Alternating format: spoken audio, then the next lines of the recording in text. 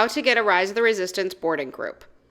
Boarding passes are released at 7 a.m. and 1 p.m. Eastern Standard Time each day.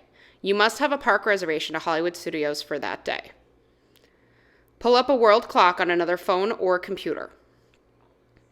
On the main page, find Star Wars and hit join. Do this before your scheduled time. Stay on this page while you look at the world clock. To refresh, pull the page down. At exactly 59 seconds, pull down and hit join fast. Regardless of who is selected, hit join fast. This can be fixed later. You have your boarding group. To go back and access your boarding group, you go back to this screen and hit check status. Here you can see your boarding group number and an estimated return time. The estimated return time will show you an estimation of when you should return back to the ride to ride. You have an hour window to return back from this time on. Congratulations, you have your boarding group for Rise the Resistance. Enjoy the ride.